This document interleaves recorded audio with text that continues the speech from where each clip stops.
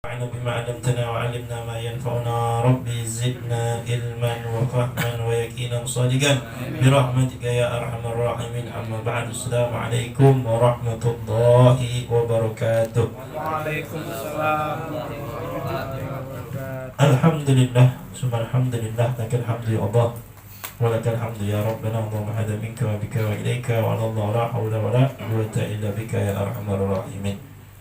Ma'asyiral ahbab wal hadirin mustami'in yarhamni wa yarhamkumullah. Alhamdulillah, tidak henti-hentinya, terus menerus kita selalu bersyukur kepada Allah Subhanahu wa taala atas limpahan karunia, nikmat, taufik, hidayah, inayah dari Allah Subhanahu wa taala, sehingga pada malam hari ini Allah Subhanahu wa taala masih memuliakan kita dengan nikmatnya yang sangat besar, yaitu kita dikumpulkan oleh Allah Subhanahu wa taala di suatu tempat yang insyaallah menjadikan sebab Allah Subhanahu wa ta'ala cucurkan rahmatnya kepada kita dengan sederas-derasnya. Allah Subhanahu wa ta'ala memaafkan segala kesalahan-kesalahan kita. Allah Subhanahu wa ta'ala merubah keadaan kita menjadi lebih baik lagi. Dan Allah Subhanahu wa ta'ala tidaklah mengeluarkan kita dari tempat ini, melainkan Allah Subhanahu wa ta'ala telah mengampuni dosa-dosa kita semua. Amin ya rabbal alamin. Ma'asyiral hadirin mustami'in yarhamni wa yarhamkumullah. Sungguh nikmat luar biasa kita diberikan oleh Allah Subhanahu wa taala kemudahan pada lisan kita untuk memuji Nabi kita Nabi Muhammad sallallahu alaihi wasallam. Tidaklah kita bacakan tadi daripada qasidah burdah dari Imam Syarafuddin Abi Abdullah Al-Imam Busiri, melainkan menunjukkan rasa bukti cinta kita kepada Rasulullah sallallahu alaihi wasallam, yaitu dengan kita banyak berselawat kepadanya, banyak memuji kepadanya, banyak menyebutkan sirah perjalanannya, banyak membacakan sifat-sifatnya. Itu semua merupakan bukti cinta kita sama Rasulullah sallallahu alaihi wasallam. Dikatakan bahwa man ahabba syai'an aktsara min dzikri. Siapa orang yang mencintai sesuatu, pasti dia akan banyak menyebut yang dia cintai tersebut. Kita cinta kepada seseorang, maka kita akan menyebutnya terus. Kita sayang kepada seseorang, maka kita akan selalu mengenangnya terus. Begitupun juga, jangan sampai salah kita meletakkan cinta itu. Jangan sampai salah kita meletakkan sayang itu.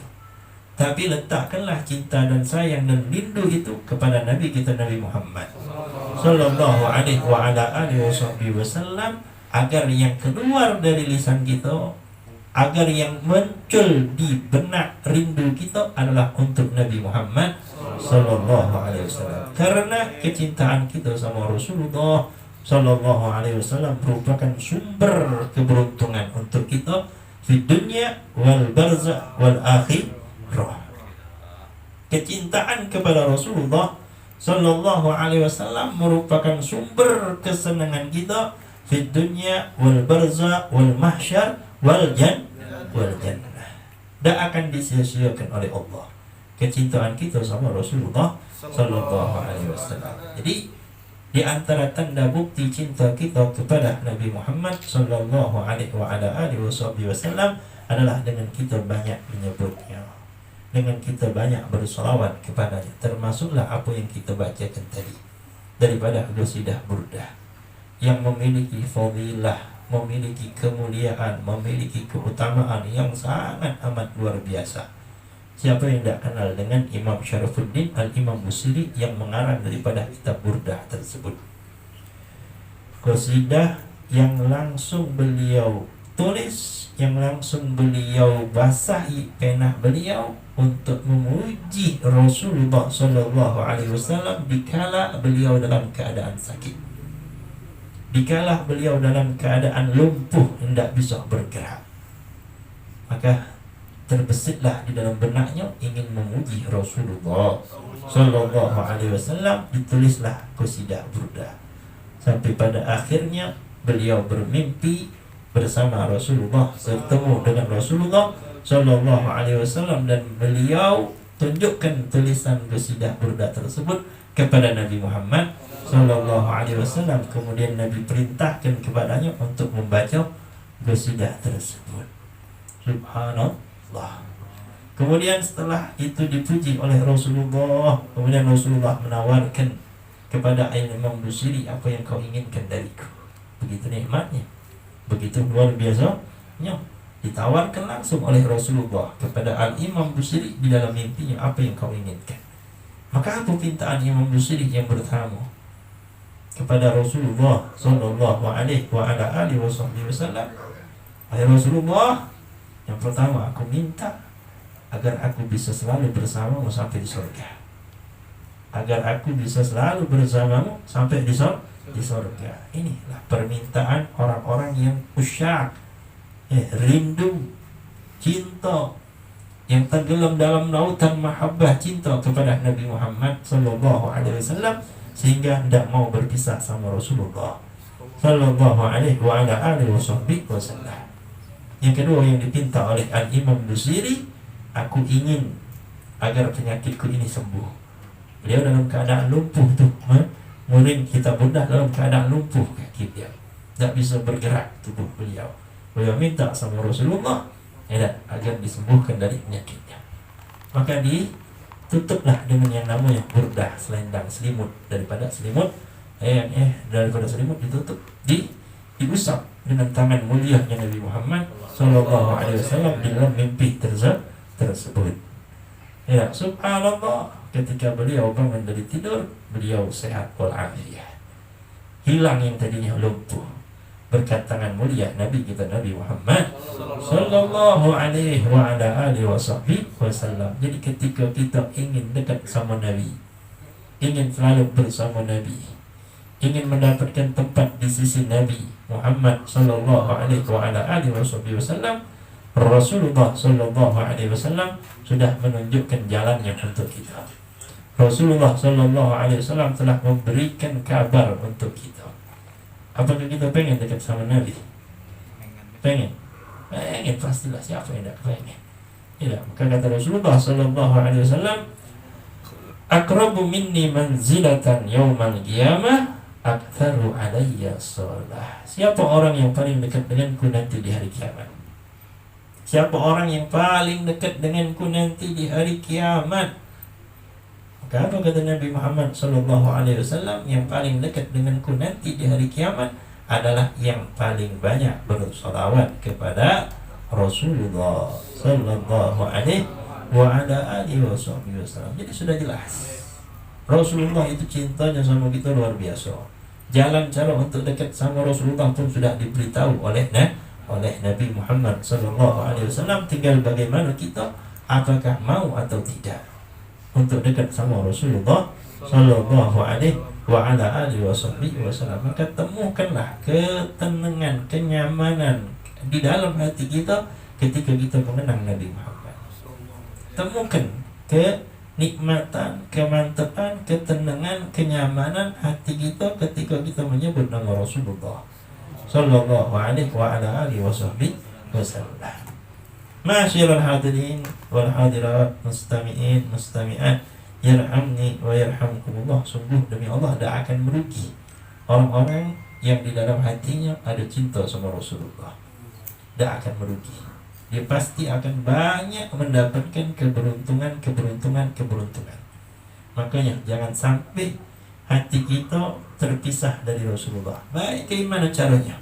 Paksakan agar hati ini selalu tersambung kepada Rasulullah sallallahu alaihi wasallam di dalam kehidupan kita. Bagaimana caranya agar hati kita selalu tersambung sama Rasulullah sallallahu alaihi wasallam? Yang pertama, ta'lamu sirati. Kita harus mengetahui dulu siapa itu Rasulullah.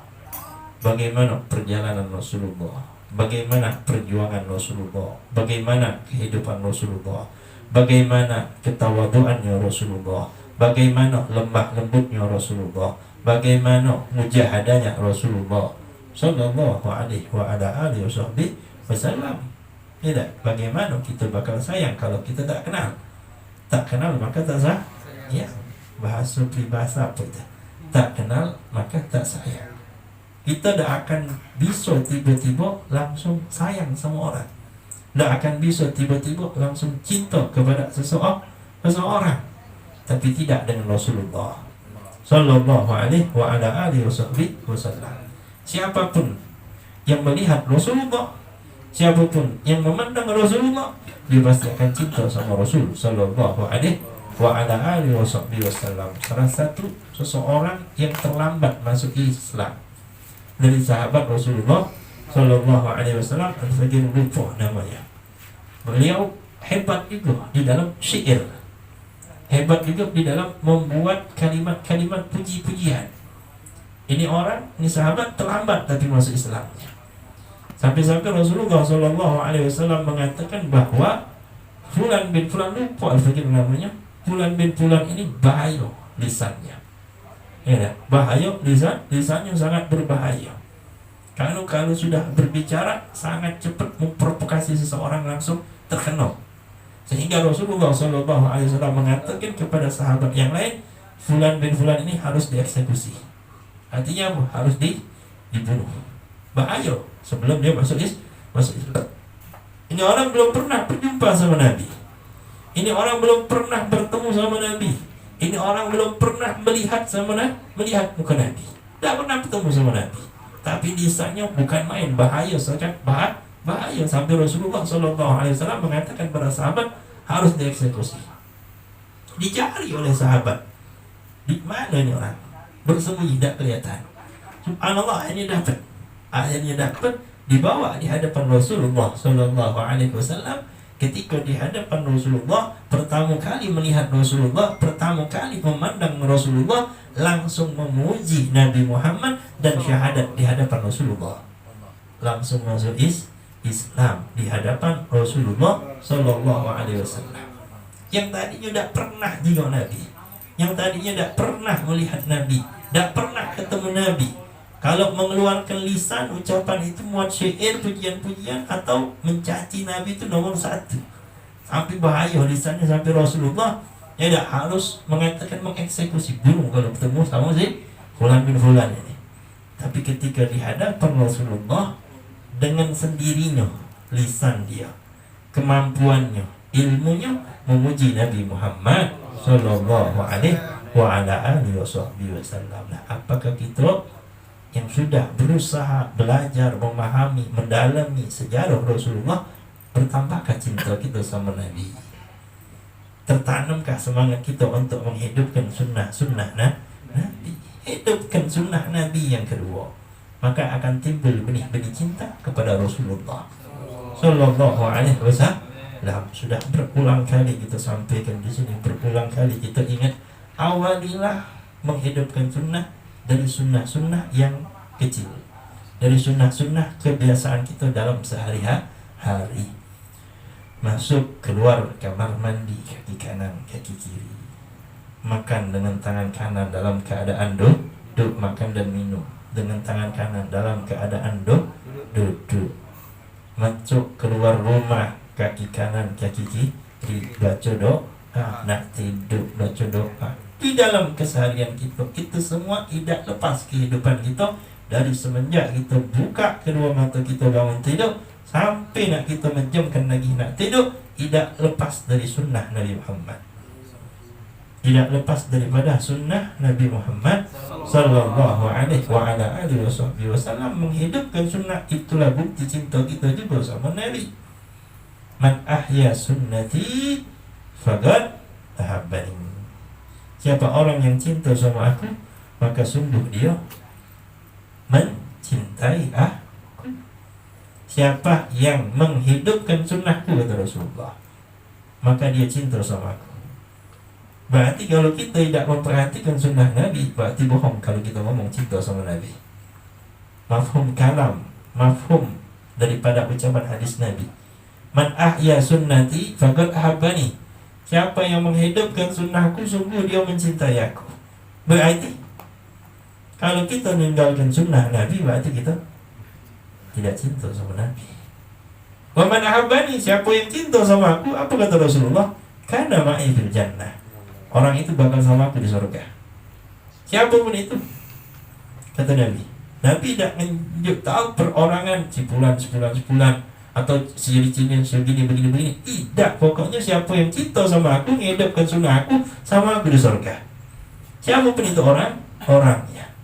Bagaimanapun keadaan orang tersebut, kalau ada cinta di dalam hatinya sama aku, dia bakal masuk surga bersama aku.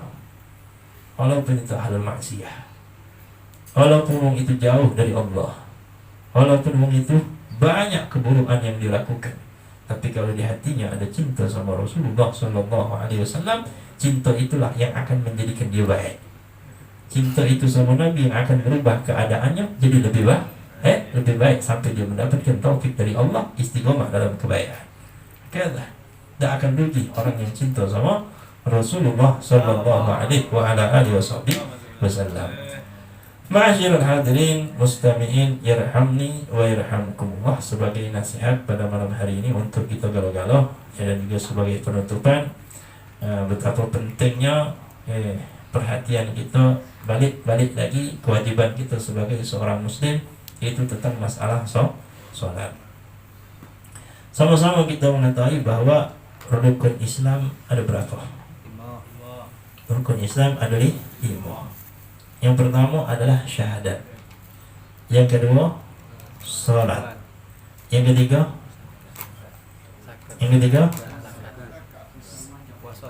zakat. Yang keempat puasa. Yang kelima haji. Ini 5 rukun Islam. Kita ibaratkan misal ini agama nih. Ini agama kita. Ini sama rukun Islam. Rukun Islam 5. Ini agama kita. Agama Islam memiliki rukun Islam 5. Kalau seandainya kita orang Islam, kita mengamalkan syahadat kita, sholat pun juga,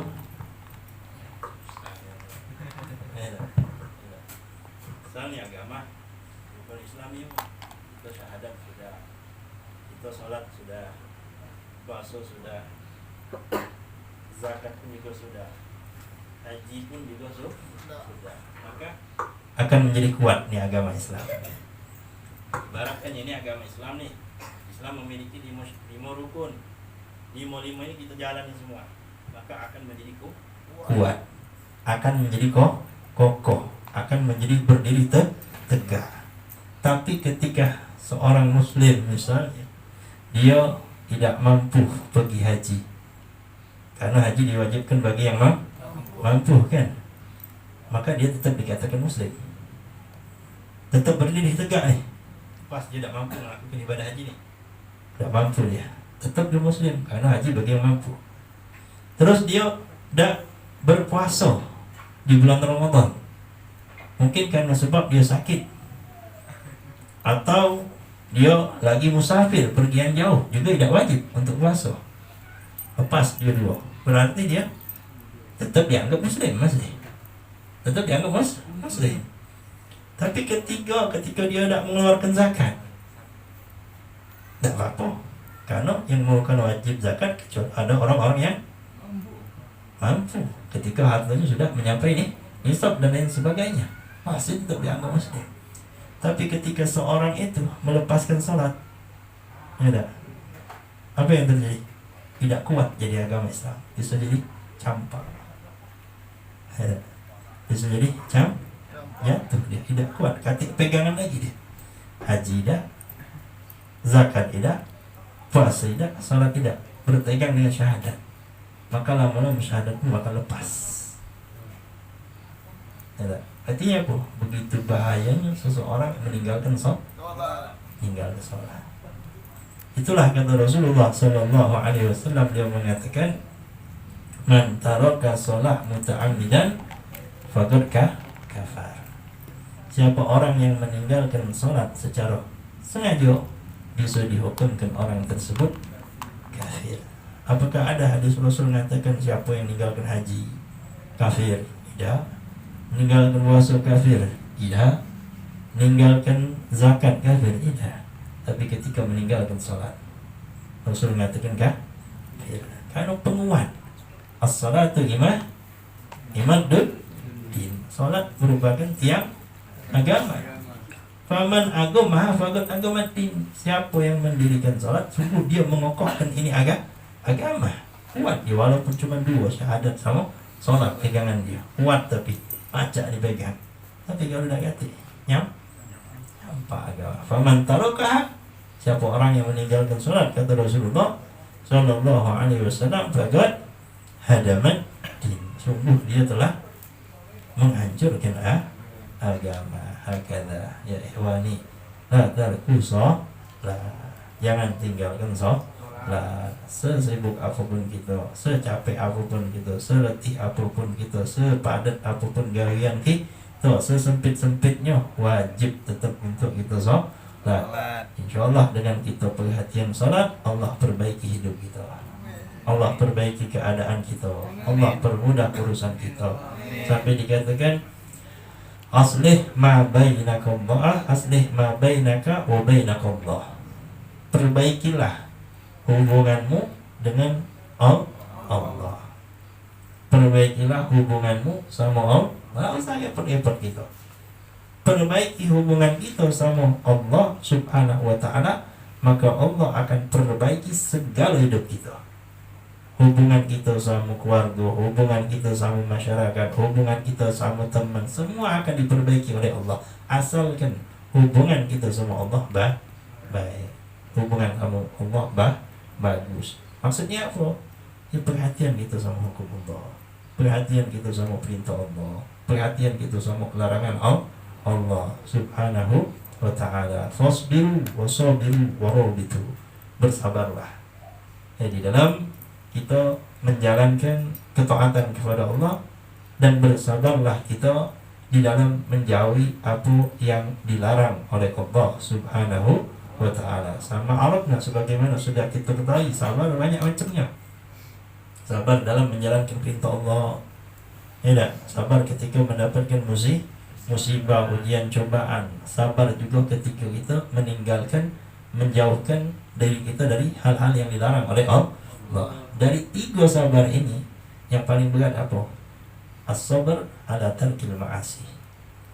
Ulama sepakat bahwa sabar yang paling berat itu adalah sabar ketika kita menahan, menjaga diri kita dari segala sesuatu yang dilarang oleh Allah. Itu sabar yang paling berat.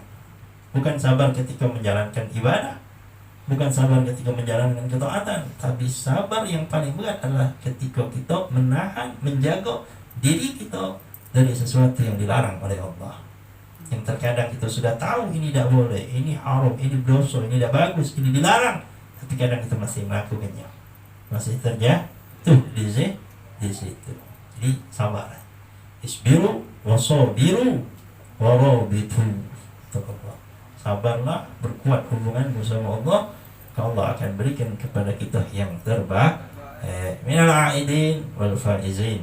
Mohon maaf lahir batin, lebaran haji sudah lewat, tapi apalah salahnya kita masih tetap berminta maaf, karena kita manusia tidak lepas dari kesalahan.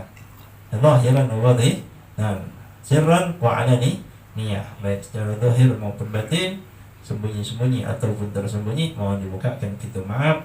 Bila taufiq wal hidayah wa ridha wal inayah. Assalamualaikum warahmatullahi taala wabarakatuh. Waalaikumsalam warahmatullahi wabarakatuh.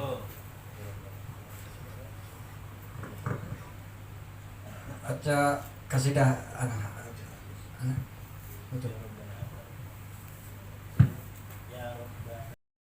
Bismillahirrahmanirrahim.